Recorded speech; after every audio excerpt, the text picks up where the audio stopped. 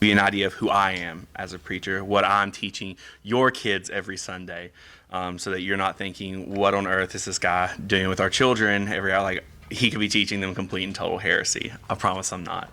I'm not making your children heretics.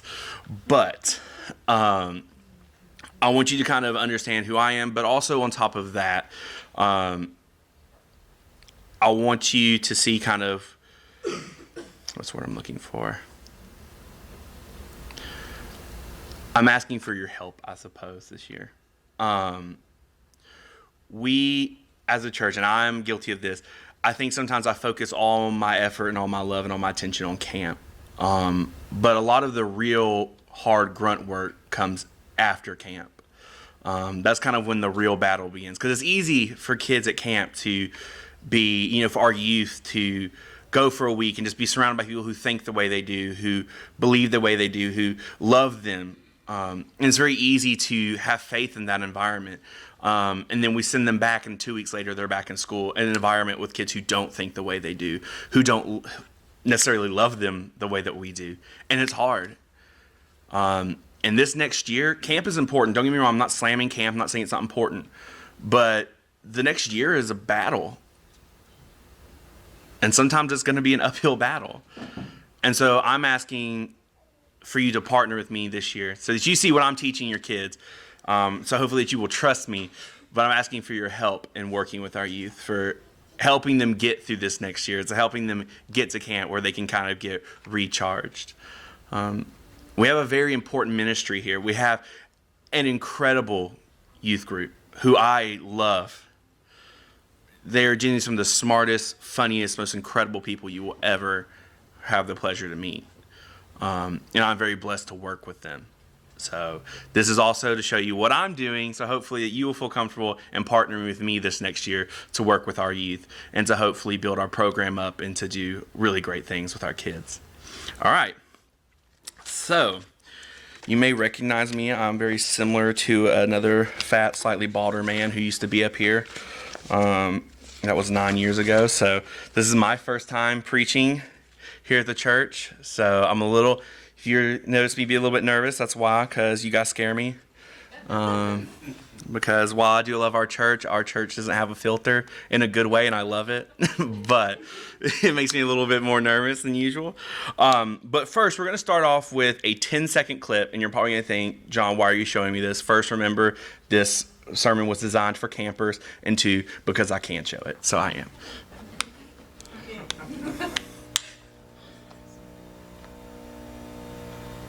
Sorry. Oh, no. First time at the hall. I'm a little overwhelmed. You're overwhelmed. Freeze was underwhelmed. Why isn't anyone ever just whelmed? Okay. There's 3 reasons why that clip is there. First, our theme at camp this year. Oh no, you may want to cancel that out because I don't know what that is. We're trying. Okay, cool. I was like, oh no.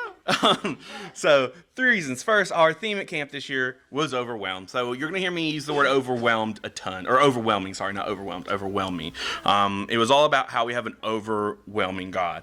So you're going to hear me talk a lot today, just to give you some context, using the word overwhelming, overwhelmed, quite a bit. So you're not like, why does he keep harping on this word? Because that was our theme. Number 2, I showed this clip because my favorite superhero is Robin. Growing up, my dad's favorite superhero was Batman, so naturally my favorite superhero was Robin. So that was reason number 2. But reason number 3 is I feel like a lot of people come into church with that kind of idea, with that feeling of just being whelmed by God. You're not underwhelmed by God. You're not thinking, oh, I can't stand God, or oh, God's not strong, or oh, no, I don't love God. You're not thinking that. But you're not necessarily thinking, oh man, God's amazing and he's so great. Now, I'm not saying this is everybody. I'm saying a lot of us probably come in with this or have reached this point at some time in our life where God just simply whelmed us. He's just God. We get used to him being in our lives. We begin to take kind of his blessings for granted. We just kind of get to this point where we're just completely and totally whelmed. We're not over the top about him, but we're not like, oh, I hate God either. We're just kind of about God. And that gets me to a second point, is a point about, by a man named Dietrich Bonhoeffer. Dietrich Bonhoeffer was a German theologian who was killed by the Nazis. And while he was in there, he wrote a book called Life Together. And all that book is about is just about what does it look for Christians to live in community together. And in that book, he brings up a point about disillusionment, that we first begin with the 3 stages of disillusionment. The first step we start with is disillusionment with Christians. We reach this point of, well, Christians are doing this in society, and I cannot tell you how many people I see on Facebook and all this today talking about, well, Christians are this, this Christians are supporting it, or they're not speaking out enough, they're not saying enough, and I'm frustrated with Christians not doing enough. And we've kind of become disillusioned with Christians as a whole, thinking, oh, they're not doing this, they're not doing that. I'm tired of us not being loud enough, speaking loud enough. And we become disillusioned with Christians. And then we reach a point where we become disillusioned with the church, Bonhoeffer says. We become to this point where we say the church isn't doing enough, or what is the church doing, or the church isn't entertaining to me anymore. The church isn't what I want it to be. And we become disillusioned with the church because we think, well, the pastor's not doing his job right. The board is corrupt. We become disillusioned with the church. And then the third point, Dietrich says, a lot of people don't reach, but if you're lucky, you will. And that is, you'll become disillusioned with yourself. You will realize that the only problem isn't the church, the only problem isn't Christians, but you yourself are a flawed human being. And that when you become disillusioned with yourself, then you can begin to fix that problem. Have you ever heard, the Bible verse, the speck in your brother's eye is the plank in your own? It's kind of like that. We want to focus on the churches and other Christians speck in their eye, but we don't want to look at the plank in our own. I bring this point up because I want to talk about it with somebody named Nebuchadnezzar a little bit later. A man who's going to become disillusioned with his whole world. His idea of Christianity, or not Christianity, Christ hasn't come yet, but with God is going to change. The church doesn't necessarily exist yet, so he's not necessarily going to become disillusioned with that. But he's going to become disillusioned with his own beliefs. And he's going to become disillusioned with himself. Today we're going to talk about a story full of people. Pretty much everybody in the story was overwhelmed. It's in Daniel chapter 3, if you guys want to turn there. Feel free to. I'm just going to give you a small overview up to verse 8. Basically, the story goes, Nebuchadnezzar built this giant statue of gold. And he called everybody in. The statue is about 90 feet, in case anybody's wondering what I mean by giant. This is a 90-foot statue, and Nebuchadnezzar calls everybody in, says everybody needs to come here. Everybody in the land. Anybody who isn't him has to be there. And Nebuchadnezzar says, when you hear this music, there's a lot of music, a lot of instruments playing. When you hear it, I want you to fall to your knees. The music will play. The music does play, I apologize. And he says, anybody who does not bow will be thrown into a burning fiery furnace. The music played, and the people fell and worshipped the golden image that Nebuchadnezzar had set up. All right, now we're in verse 8 if you want to follow along. Therefore, at that time, certain Chaldeans came forward. I'm not necessarily Chaldeans. I don't know. It doesn't matter. I'm not very great with all these names, so forgive me. And maliciously accused the Jews. They declared to King Nebuchadnezzar, O king, live forever. You, O king, have made a decree that every man who hears the sound of the horn, pipe, lyre, trigon, harp, bagpipe, and every kind of music shall fall down and worship the golden image. And whoever does not fall down and worship shall be cast into a burning fiery furnace. There are certain Jews whom you have appointed over the affairs of the province of Babylon, Shadrach, Meshach, and Abednego. These men, O king, pay no attention to you. They do not serve your gods or worship the golden image that you have set up. Then Nebuchadnezzar, in furious rage, commanded that Shadrach, Meshach, and Abednego be brought. So they brought these men before the king. Nebuchadnezzar answered and said to them, Is it true, O Shadrach, Meshach, and Abednego, that you do not serve my gods or worship the golden image that I have set up? Now, if you're ready, when you hear the sound of the horn, pipe, lyre, trigon, harp, bagpipe, and every kind of music, to fall down and worship the image that I have made well and good. But if you do not worship, you shall immediately be cast into the burning fiery furnace. And who is God? Who is the God that will deliver you out of my hands? Shadrach, Meshach, and Abednego answered and said to the king, O Nebuchadnezzar, we have no need to answer you in this matter. If this be so, our God whom we serve is able to deliver us from the burning fiery furnace, and he will deliver us out of your hands. O king, but if not, be it known to you, O king, that we will not serve your gods and worship the golden image that you have set up. Then Nebuchadnezzar was filled with fury, and the expression of his face changed against Shadrach, Meshach, and Abednego. He ordered the furnace heated 7 times more than it was usually heated, and he ordered some of the mighty men of his army to bind Shadrach, Meshach, and Abednego, and to cast them into the burning fiery furnace. Then these men were bound in their cloaks, their tunics, their hats, and their other garments, and they were thrown into the burning fiery furnace. Because the king's orders were urgent and the furnace overheated, the flame of the fire killed those men who took up Shadrach, Meshach, and Abednego. And these 3 men, Shadrach, Meshach, and Abednego, fell bound into the burning fiery furnace. Then King Nebuchadnezzar was astonished and rose up in haste. He declared to his counselors, Did we not cast 3 men bound into the fire? They answered and said to the king, True, O king, he answered and said, But I see 4 men unbound, walking in the midst of the fire, and they are not hurt, and the appearance of the 4th is like the son of the gods. Then Nebuchadnezzar came near to the door of the burning fiery furnace. He declared, Shadrach, Meshach, and Abednego, servants of the Most High God, come out and come here. Then Shadrach, Meshach, and Abednego came out from the fire, and the satraps, the prefects, the governors, and the king's counselors gathered together and saw that the fire had not had any power over the bodies of those men. The hair on their head was not singed, their cloaks were not harmed, and no smell of fire had come upon them. Nebuchadnezzar answered and said, Blessed be the God of Shadrach, Meshach, and Abednego, who sent his angel and delivered his servants who trusted in him, and set aside the king's command and yielded up their bodies, rather than serve and worship any god except their own God. Therefore I make a decree, any people, nation, or language that speaks anything against the God of Shadrach, Meshach, and Abednego shall be torn limb from limb, and their houses laid to ruin. For there is no other God who is able to rescue in this way. Then the king promoted Shadrach, Meshach, and Abednego in the province of Babylon. All right, now we get to talk a little bit about that. A lot happened. All right, first, I apologize in advance. I may accidentally call Shadrach Radshak a couple times on accident. That is his name in the VeggieTales version. And that was my first version. So when I preached this at camp, I said Radshak like 20 times, and I did Shadrach the other 20 times. So if I say Radshak, just know I'm talking about Shadrach and forgive me.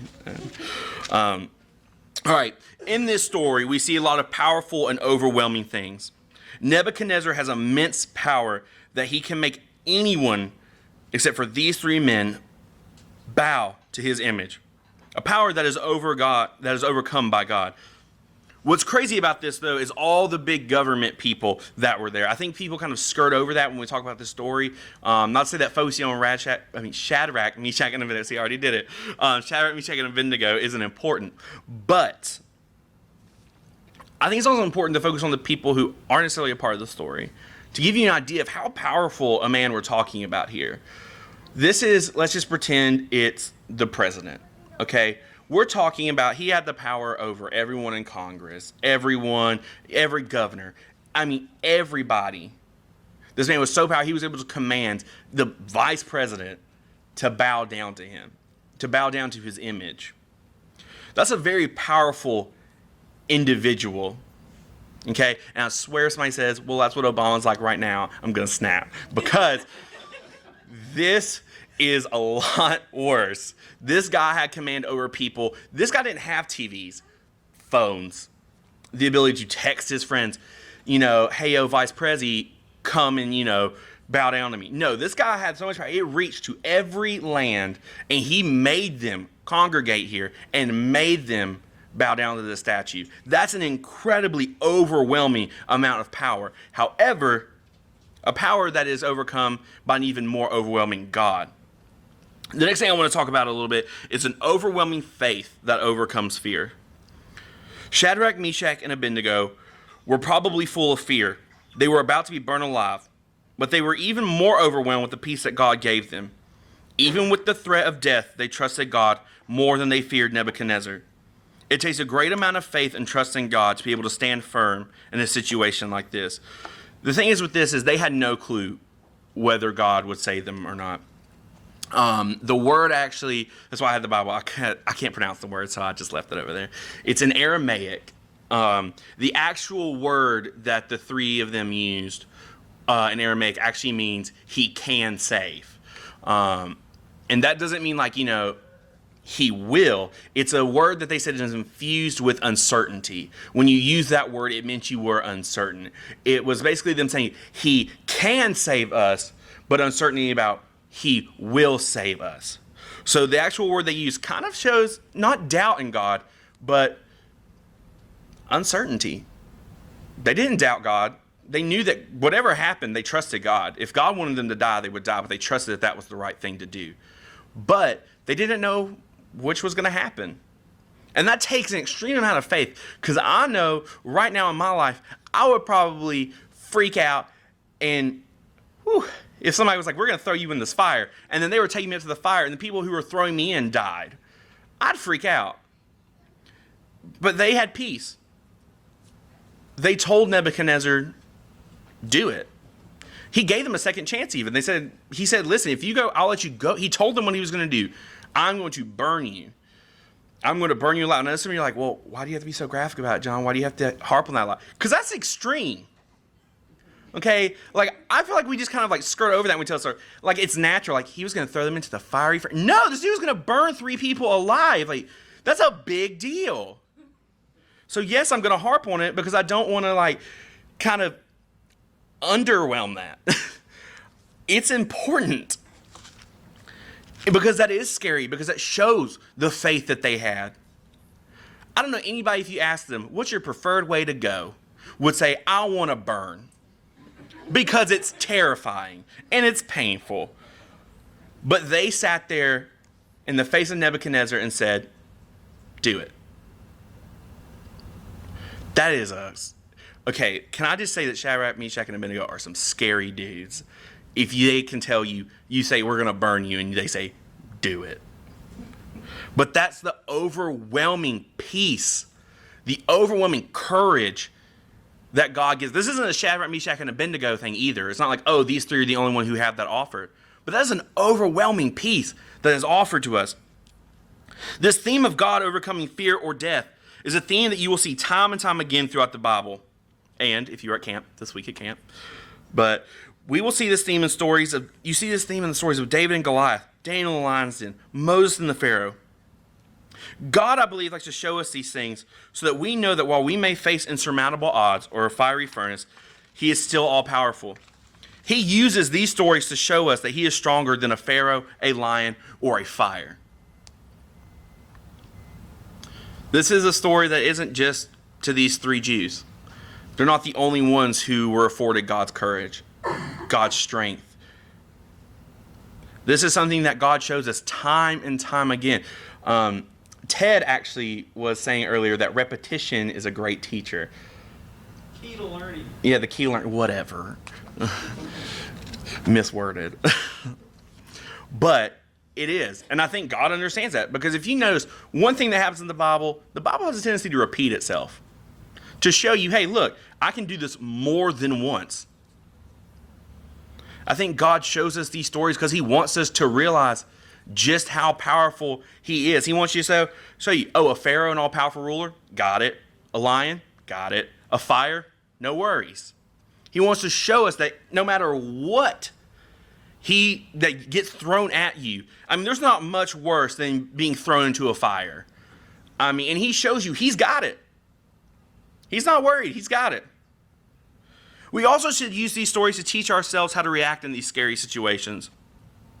Hopefully, none of you will ever have to face a fiery furnace. But you will have to face someone who believes differently than you. You will have to stand strong in your faith and in God. And it can be scary. In these moments, we need to remember the overwhelming God we serve. We need to remember that he saved Shadrach, Meshach, and Abednego from burning. He can save us from anything. Our God has overwhelming power and an overwhelming love, and God does not abandon his people. And I think it is important that we understand why this story is in the Bible, it's not just to show how powerful God is. It does. It shows how powerful God is. But it also shows us what we should do when faced with a situation like a furnace. Now, I've heard the phrase, we all have a Goliath. It could be anything. It could be addiction. It could be, I don't know, cheating on tests. I don't know. I said it and I was like, I can't even think of anything that's my Goliath right now. But we all have one. We all have something that is just this huge giant in our life that we struggle to overcome. In high school, it was bullies for me. That was my Goliath. But we all have one. I know some of my friends, their Goliath is drinking. That's their Goliath. But we all have a Goliath. We all have a fire. We all have things that are gonna test us, that are gonna take courage to overcome, that are gonna take a peace that only God can provide. And that's why I believe these stories are in here. They are to show us how powerful God is. But they're also there to show us how we should react in these situations. When we get overwhelmed by our world, this is how we should react. And we have to come to the point of say we either bow down to it and give our lives to this Goliath, this fire, or God. We have to react like Shadrach, Meshach, and Abednego and just say, do it. Because it's hard to give up addictions. It's hard to give up things in our lives that we enjoy doing that aren't necessarily for God. It's hard.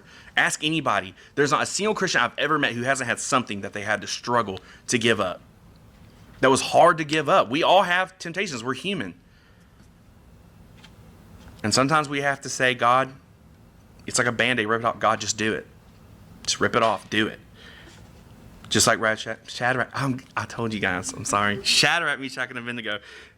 That stupid cucumber. We see this played out when we see a fourth person in the furnace. That God does not abandon his people. In their greatest time of need, that is when God was the most overwhelming.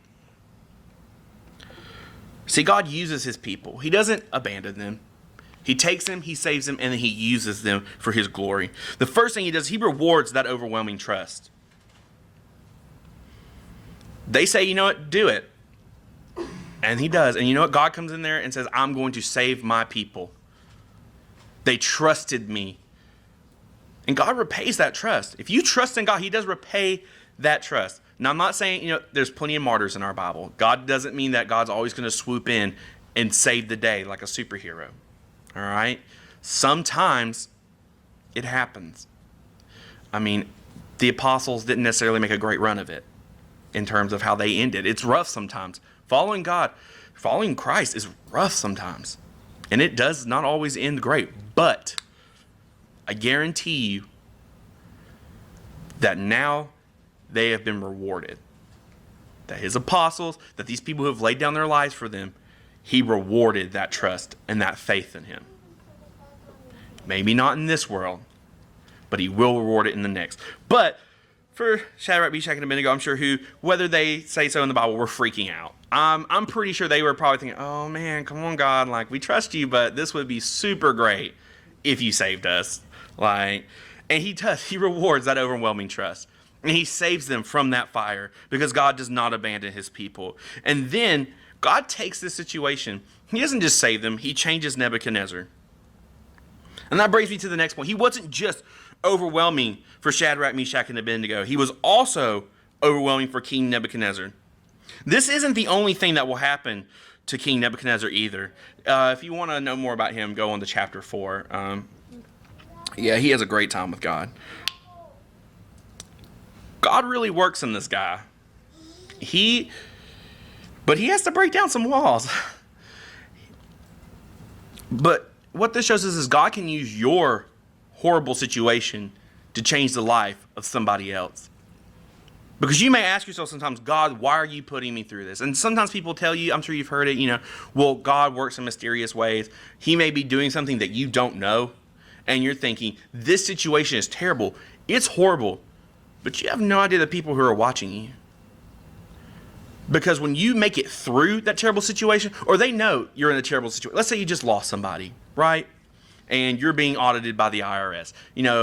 It's a terrible situation. But there's people watching you and who see you with that faith and say, you know, it's okay, God's got it. It's okay, God's going to take care of it. People watch that. And through your struggles, God can change the life of somebody else. Just like he does here. Now, obviously, this is a bit more of an extreme circumstance, but he takes their terrible situation, and Nebuchadnezzar sees their faith, sees what they're willing to do for their God, and immediately they come out of the fire, and he's changed. Not necessarily for good. Unfortunately, he's not completely and totally overwhelmed yet, but he will be. Chapter 4. But God overwhelms Nebuchadnezzar and changes his world forever.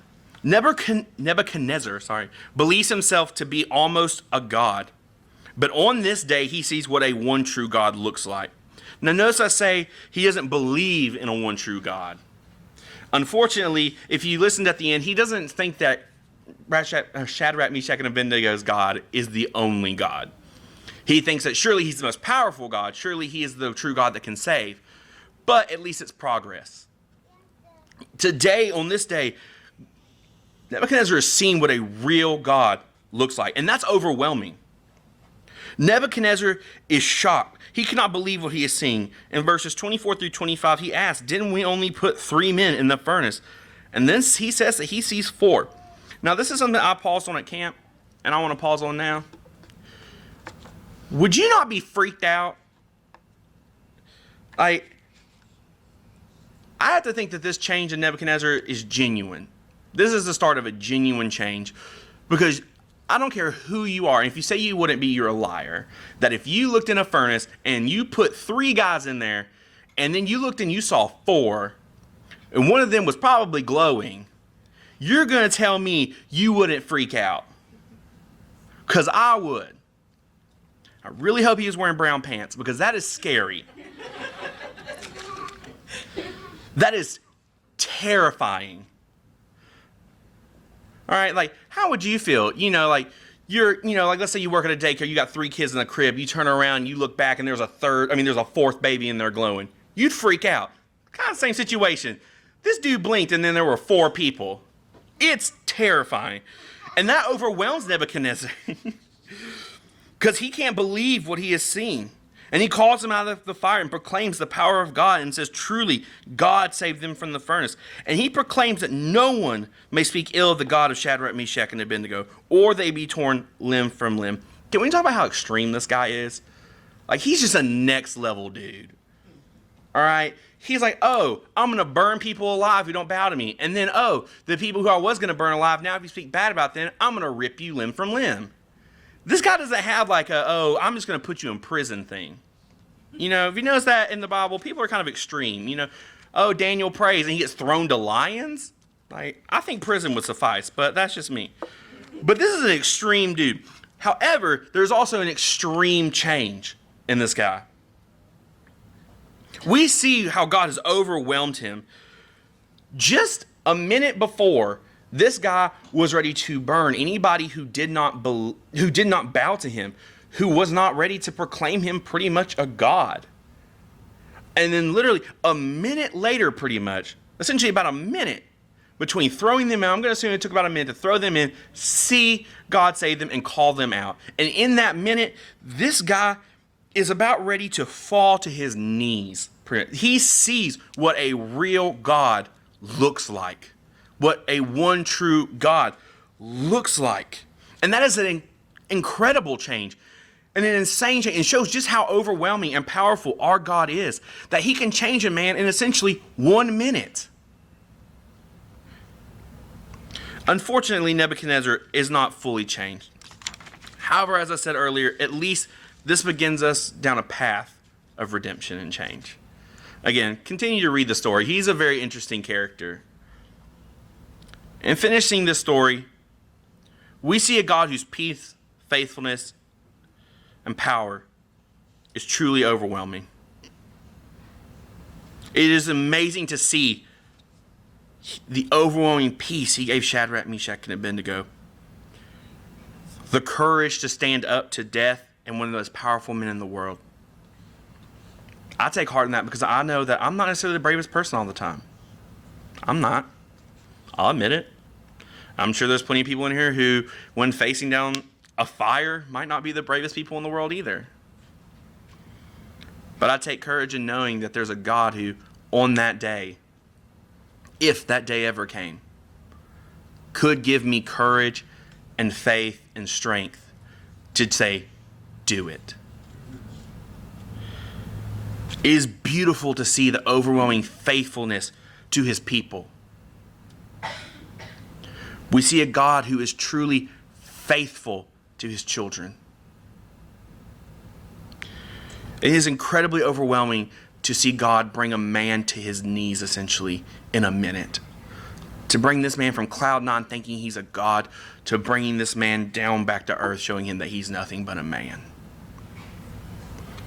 I hope that through today you've been able to see the powerful and loving God that we serve. And I hope that you understand that this is an offer made not just to Shadrach, Meshach, and Abednego. Not just made to Daniel or David. But this is a God who offers himself to you today. To John, the secretary. I'm nothing special. I'm just a normal guy.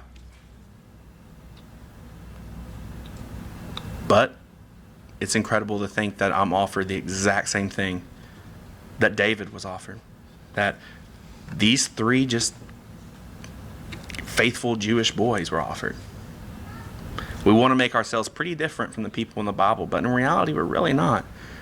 I mean, David was just a shepherd. This is an offer that's made to you as well. This is a courage and a faith and a love that belongs not just in the Bible. I hope that through the day you realize that, and you realize that this is a faith and a fullness and a love that is given to you each and every morning. And you have it throughout the whole day. And I pray that with that love, grace, and peace, that you go with that today. And I believe we have a closing song, correct? All right, and we'll do that. And then if Ted will close us out in prayer, that'd be great. Thank you.